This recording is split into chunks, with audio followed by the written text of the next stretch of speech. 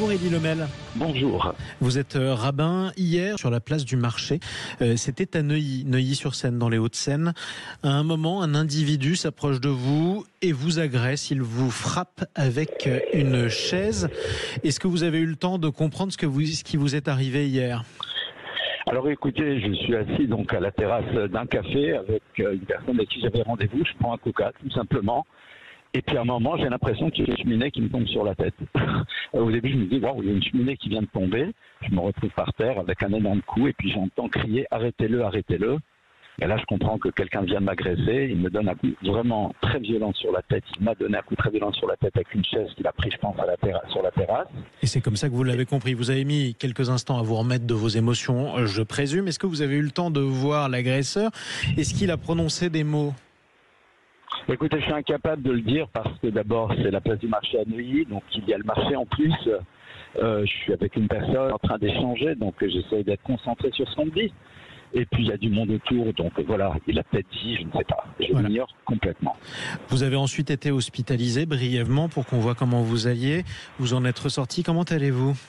Écoutez, je vais bien, je n'ai même pas eu besoin d'être hospitalisé. Disons qu'on m'a fait tous les examens nécessaires parce que c'est un coup violent à la tête. Et grâce à Dieu, je remercie le ciel.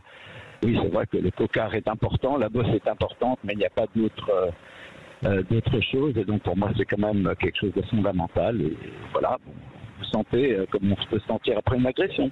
On se sent comme on peut se sentir après 2 agressions en quelque sorte en une semaine, puisque malheureusement pour vous, il y a à peu près une semaine, à Deauville, dans le Calvados, vous avez également été agressé. Oui, la semaine dernière à Deauville, vendredi, je me promène, puis il y a 3 personnes me barrent le passage dans une des rues de la ville. J'avance et puis arrivé à leur hauteur, ils s'écartent et puis je reçois un bon coup dans le ventre. Non, oui, alors, est-ce que c'est parce que j'ai une kippa et une barbe ? Je pense. Maintenant, c'est vrai, tant que les gens ne vous le disent pas clairement... oui, c'est toujours compliqué. Mais vous supposez que c'est ça et que vous êtes victime en quelque sorte d'un délit de sale gueule ? Ça s'appelle un délit de faciès. Et je pense qu'on est en France, le délit de faciès, mais c'est interdit, quel que soit le faciès. Est-ce que vous avez peur, en tant que rabbin, maintenant, que vous vous dites... En une semaine, je peux me faire agresser 2 fois, probablement pour la même raison. Écoutez, vigilant, oui, clair, et c'est terrible, mais eh bien, il y a des mots qui font du mal.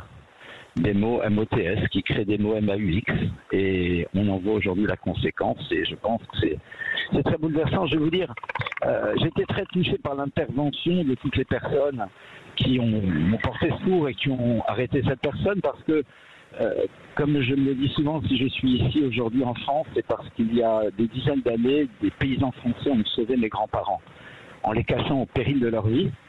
Et c'est dans ce pays où j'ai grandi qu'on se retrouve aujourd'hui avec des choses pareilles. Et ça me touche énormément. Parce que je ne pense pas que c'est ça que doit être la France, clairement. Quels sont les mots qui font qu'aujourd'hui, vous devenez une cible pour un certain nombre d'énergumènes antisémites dans la rue en France ? Écoutez, je n'ai pas envie de rentrer dans ce genre de débat et je vais vous expliquer pourquoi. Parce que ce qui est sûr, c'est que, et ça peut être dans la sphère familiale, mais parfois dans la sphère publique, il faut prendre la mesure que les mots vont être entendus et qu'ils peuvent avoir une portée bien au-delà de ce que l'on peut imaginer. Et il y a lieu de réfléchir sur les conséquences qu'ils peuvent avoir.